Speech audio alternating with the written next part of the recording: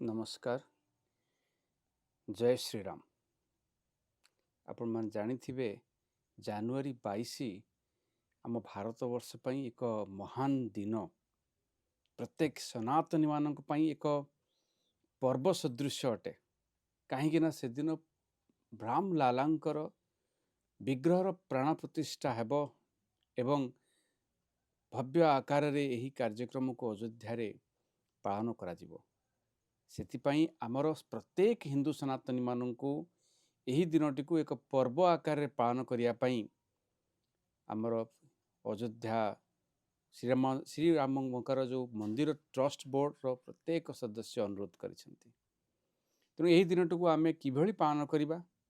अयोध्या रे से दिन गोड़ रखिया पई मध्य जगह नाही। एभଳି एक भव्य एवं दिव्य आयोजन होउची। देश विदेश रु अनेक प्रतिनिधि मध्य एही कार्यक्रम रे जोग देबे। भारत रु मध्य अनेक वरिष्ठ लोक मानकु एही कार्यक्रम को निमंत्रण करा जायछि। उत्तर प्रदेश और अयोध्या वासिंक पई तो यह एक बहुत बड़ आयोजन। तो फेति पई प्रत्येक लोक सिठी जिबाकू चाहुतिले मध्य वर्तमान प्रशासन मध्य अनुरोध करिसेंती जे सिठी की न जिबा पई। तेबे वर्तमान आमको गोटे जिनस विचार करिबा जे केमिति एई दिनटी को आमे पालन करिबा। 1528 मसियारे जने जालिम बाबर बेली मुस्लिम आक्रांता भारतवर्ष रे अयोध्या रे राम मंदिर ध्वंस करी सिठी गोटे मस्जिद बनै देइथिला। सेबे ठारु मध्य प्रत्येक हिंदू सनातनी मनरे गोटे जिनस रही जे प्रभु रामचंद्रंकर एटा होची जन्म माटी, एठी तांकर जन्म। ए विश्वास अटूट रही थिबारु दीर्घ दिनर विभिन्न प्रकार आईनगत कार्यानुष्ठान कला परे साक्ष्य प्रमाणर साहाय्य नहीं आमको आज न्याय मिली।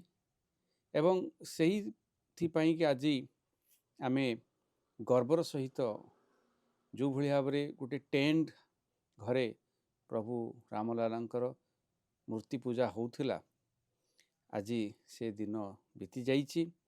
तेणु आमे यही जनवरी 22 को पुरपल्ली रु गाँ रु सहर पर्यंत प्रत्येक हिंदू सनातनी मानू को निमंत्रण करिबा एवं यही कार्यक्रम को भव्य आकार रे केमिति आम गाँ रे पालन करि परिबा, सहर रे पालन करि परिबा, सेति पई मध्य से माननकु आमे निश्चय कहिबा कौन ए विषय समस्त अवगत हो सारे।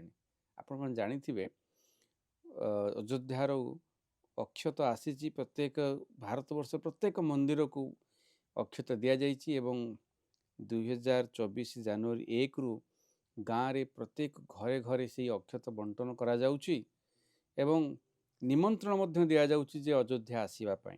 किंतु मन रखंतु हेबे से निमंत्रण आपण रक्षा करि परिबे नाही, कहीं ना एते मात्रा रे भिड़ हम जोटा कि आमको संभव नहीं जीवाई। आम बर्तमान फिलहाल 2-3 मास अटकी जीवा तापर आम जीवाई चाहिए। किंतु यही जनवरी 22 को आम केमिति पालन करवा। यही जनवरी 22 को आम निज घर दांड को आम गोबर रे पोछी चिता मुरुज पकई गोटे दीप को जलैवा। निकटस्थ गाँव सहर जो निकटस्थ मंदिर अच्छी से मंदिर रे प्रभु रामचंद्र लक्ष्मण सीता प्रभु हनुमान तो आम गोटे फोटो रखी सिठी मध्य आम पूजा अर्चना करि परिबा, होम यज्ञ करि परिबा, दीपदान करि परिबा।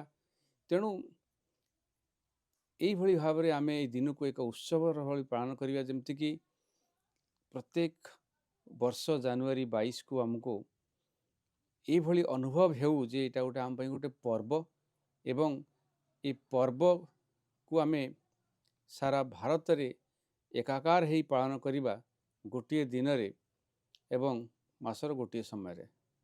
तेणु मोर सनातन भाई भौणी मानू को अनुरोध 22 को जनवरी 22 को आम अति भव्य दिव्य आकार पालन करिबा एवं प्रभु रामचंद्र को आगमन रु भारतवर्ष को ଅନେକ ଭଲ ଶୁଭ ଖବର ମିଳିବ ଏବଂ ଏହି ସନାତନୀ ପର୍ବକୁ ଆମେ ଆମର ସଂସ୍କାର ଆମର ପରମ୍ପରାରେ ଯେପରି ପ୍ରଭୁ ରାମଚନ୍ଦ୍ରଙ୍କର ଗୁଣକୁ ଧାରଣ କରିପାରିବା ସେଥିପାଇଁ ନିଶ୍ଚିତ ଭାବରେ ଆମେ ଚେଷ୍ଟା କରିବା।